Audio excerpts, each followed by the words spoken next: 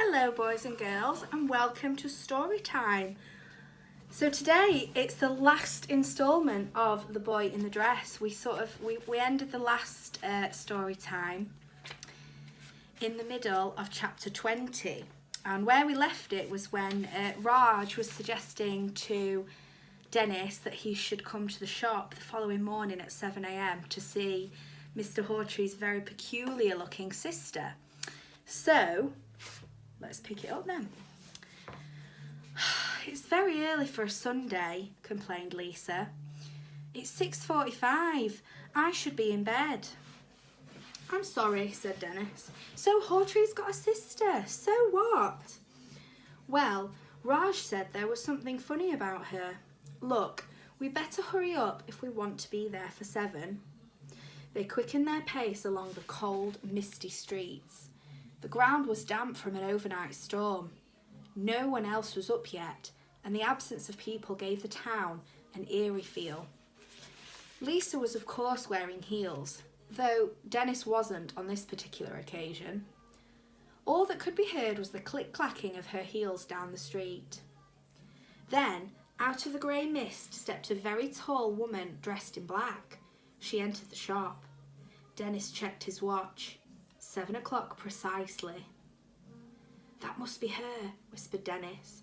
They tiptoed over to the shop window and peered through the glass. This woman was indeed buying a copy of the Sunday Telegraph. So she's buying a newspaper? So what? Whispered Lisa. Shh, shushed Dennis. We haven't had a proper look at her yet. Raj spotted Dennis and Lisa through the glass and gave them a big wink as the woman turned around. They retreated behind a bin as she made her way to the shop. Out of the shop. Neither Dennis nor Lisa could believe what they saw. If it was Mr. Hawtrey's sister, it must have been his twin. She even had a moustache. The figure looked about to see no one was around and then hurried down the street. Dennis and Lisa looked at each other and smiled. Gotcha! Mr. Hawtrey! Shouted Dennis. The figure turned and said in a low, manly voice, Yes, before immediately raising its voice for a ladylike tone. No. Dennis and Lisa approached. I'm not Mr. Hawtrey. No, definitely not. I'm his sister, Doris. And there's a picture of Dennis and Lisa, look, with Doris. Come off it, Mr. Hawtrey, said Lisa. We may be kids, but we're not stupid. And why have you got a moustache? Accused Dennis. I have a very slight facial hair problem, was the high-pitched reply. Dennis and Lisa just laughed.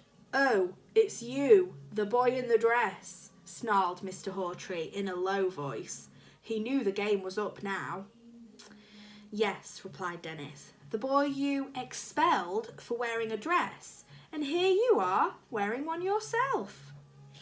It's not a dress, boy, it's a blouse and skirt, snapped Mr. Hawtrey. Nice heels, sir, said Lisa. Mr. Hawtrey's eyes bulged. What do you want from me? He demanded. I want Dennis reinstated at the school, demanded Lisa. Impossible, I'm afraid. Not wearing the correct school uniform is a very serious offence. And Mr. Hawtrey, said Mr. Hawtrey with headmasterly confidence. Well, what if it got out that you liked dressing like this? Asked Lisa. You'd be a laughingstock. Are you trying to blackmail me? Mr. Hawtrey asked severely. Yes, said Lisa and Dennis simultaneously. Oh, said Mr. Hawtrey, suddenly deflated. Well, it seems like I have no choice then. Come back to school on Monday morning in correct school uniform, boy. But you need to swear that you will never mention this to anyone, added Mr. Hawtrey sternly. I swear, said Dennis. Mr. Hawtrey looked at Lisa. She was silent for a moment, enjoying the power she had had over him. She smiled wider than a grand piano. Oh, okay, I swear too, she said eventually. Thank you. Oh, and another thing I almost forgot, said Dennis. Boy? Yeah, Let's have proper footballs allowed on the playground at break time from now on, continued Dennis confidently. It's no good playing with tennis balls. Anything else? Roared Mr. Hawtree. No, I think that's everything, said Dennis. If we think of anything else, we'll let you know, added Lisa. Thank you so much, said Mr. Hawtree sarcastically. You know, it's not always easy being a headmaster, shouting at people all the time, telling them off, expelling them. I need to dress up like this to unwind. Well, that's cool, but why don't you try being a bit nicer to everyone? Asked Lisa. Utterly absurd idea, replied Mr. Hawtree. See you on Monday then, miss, said Dennis, laughing. Sorry, I mean, sir. Mr. Hawtree turned and began to run home as fast as his heels would let him. Just as he was about to disappear around the corner, he kicked his shoes off, picked them up, and started sprinting.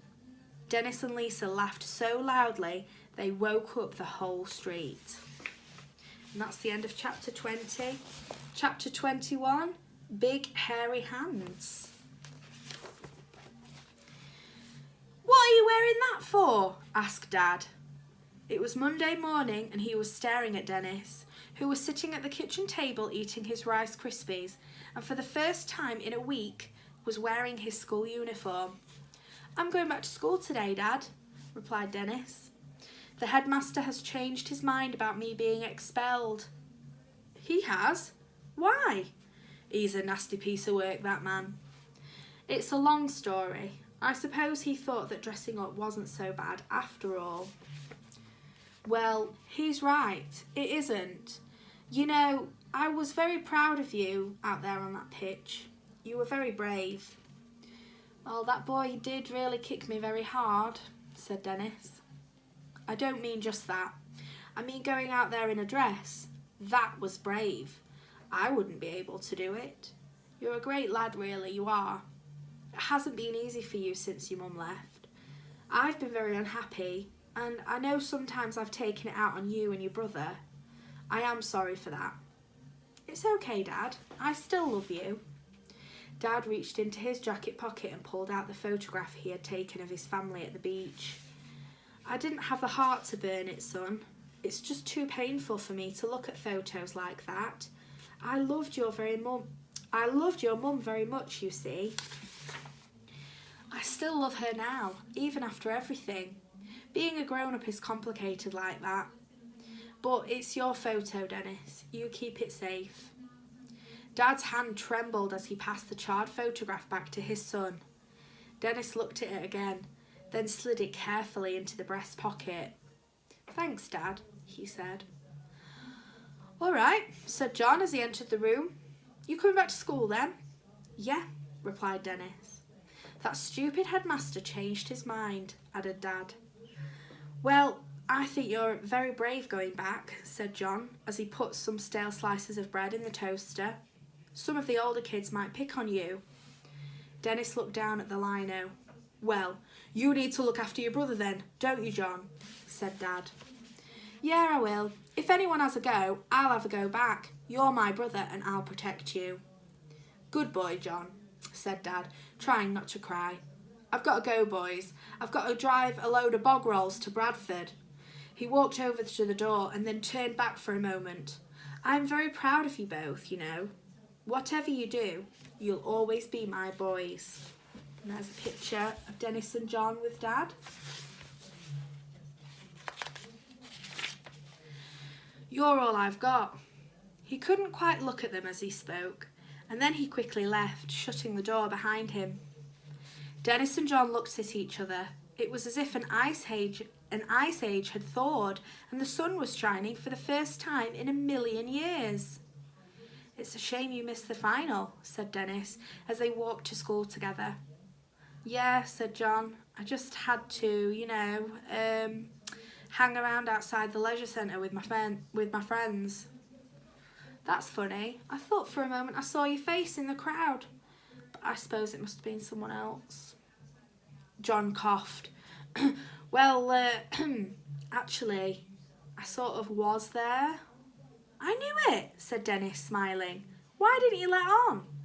I was going to, spluttered John, but I just couldn't run on the pitch at the end and do all that hugging stuff. I wanted to, honest, but I don't know, I'm sorry. Well, I'm glad you were there, even if you didn't tell me. You don't need to be sorry. Thanks, sorry. They walked in silence for a moment. What I still don't get, though, ventured John, is why you did it. Did what? Put on that dress in the first place. I don't really know why, said Dennis, a puzzled look crossing his face. I suppose because it was fun. Fun, said John. Well, you know when we were younger and we used to run around in the garden pretending to be Daleks or Spider-Man or whatever? Yeah. It felt like that, like playing, said Dennis confidently. I used to like playing, said John, almost to himself, as they continued down the street. What the? Said John, as he and Dennis entered Raj's shop to find Raj resplendent in a bright green sari and a wig and full makeup. Morning, boys, said Raj in a ridiculously high-pitched voice. Morning, Raj, said Dennis. Oh no, I'm not Raj, said Raj. Raj is not here today, but he has left me in charge of the shop. I'm his Aunt Indira. Raj, we know it's you, said John. Oh dear, said Raj, dejected. I've been up since dawn putting this look together. What gave it away so quickly? The stubble, said Dennis. The Adam's apple, added John. Those big hairy hands, continued Dennis. All right, I get the point, said Raj hurriedly. I was hoping I'd get my own back by fooling you. Dennis, after you played that trick on me. And there's a picture of Raj looking his full makeup and wig and sari. Well, you nearly did fool me, Raj, said Dennis kindly. You were incredibly convincing as a woman. He smiled, looking admiringly at Raj's outfit. So, where did you get the sari? It's my wife's. Luckily, she's a very big lady, so it's a good fit. Raj lowered his voice for a moment and looked around so no one else could hear. She doesn't know I've got it on, so if you see her, it's best not to mention it. It's okay, Raj, we won't, said Dennis. Thank you so much. Good tip about your headmaster, Mr. Hawtree, yes? Said Raj with a wink of his eyeliner caked eye. Oh yes, thank you, Raj, said Dennis, winking back. What's that about Hawtree? Asked John. Oh, nothing. He just likes to read the Sunday Telegraph, that's all, said Dennis. Well, we'd better go. We're going to be late, said John, tugging his brother's arm. Just this bag of quavers, please, Raj. Buy 2 bags of quavers, I'll give you 1 extra one free, said Raj with great delight at his new special offer. All right then, said John. That sounds good. He picked up another bag of quavers and gave it to Dennis. Raj then produced a single quaver from a bag. And there is your free quaver. So that's 2 bags of quavers, 58p. Thank you so much. John looked confused. Good luck today, Dennis, exclaimed Raj as the 2 boys left his shop. I'll be thinking of you. In chapter 22, One Thing Left to Do, final chapter. Entering the school gates, Dennis spotted Darvesh waiting for him holding a brand new football. Do you fancy a kickabout? Asked Darvesh. My mum bought me this yesterday. We're allowed to play with proper footballs in the playground now, he added, bouncing the ball triumphantly. Really? Said Dennis. I wonder why Hawtree changed his mind. Do you want to play then? Asked Darvesh eagerly. At that moment, Dennis saw Miss Windsor parking her yellow Citroen 2CV. It wasn't so much a car, more a dustbin on wheels, but it was French, and she loved it. I'll catch up with you at break, okay? Said Dennis. Okay, Dennis, we'll have a proper game then, replied Darvesh, doing keepy-uppies as he made his way to the classroom. John, wait here a moment, will you? Said Dennis. There's one thing I still need to do. Dennis took a deep breath. Miss, he called out. John hung back a little. Oh, it's you, said Miss Windsor frostily. What do you want? I just wanted to say I'm really sorry. I am. I'm sorry. I really shouldn't have said that you didn't have a good French accent. Miss Windsor remained silent, and Dennis squirmed, trying to think of something else to say. Because you do. You actually have a really good French accent, miss, mademoiselle. It sounds like you are actually a proper French person. Well, thank you, Dennis. Or merci beaucoup, Dennis. As I would say in Francais, said Miss Windsor, warming a little. Well done on Saturday. Wonderful match. You actually looked very convincing in a dress, you know. Thanks, miss. Actually, I'm glad you're here, said Miss Windsor. You see, I've written a play. Oh, yeah, said Dennis with trepidation. It's a play about the life of Joan of Arc, the 15th century French religious martyr. Wow, that sounds... None of the girls want to play her. Anyway, I thought it would be fascinating to have a boy play her, as she, of course, was a girl who wore boys' clothes. Dennis, I think you would make a very memorable Joan. Dennis looked to his brother for help, but John just smirked. Well, it certainly sounds interesting. And there's a picture of Dennis with Miss Windsor, look. Wonderful, wonderful. Let's meet up at break time and discuss it over a pain au chocolat. Okay, miss, said Dennis, trying to hide his dread. He walked away slowly and quietly, as you might retreat from a bomb that may be about to go off. Oh, I should have said, the play is entirely in French. Au revoir, she called after him. Au revoir, he called back in the most un-French accent he could manage. Now that I can't wait to see, said John, laughing. As they walked off together towards the main school building, John put his arm around him, and Dennis smiled. The world felt different. And there's a picture of John and Dennis walking off, arm in arm. And that's it, boys and girls. That's the end of our story. So I hope you've enjoyed it. I've certainly enjoyed reading it to you. I'm going to have a little break from story time, but I should be back with it after a couple of days or so, and I'll see what story you'd like to read next. In the meantime, look after yourselves, and I'm sure I'll see you all around. Bye.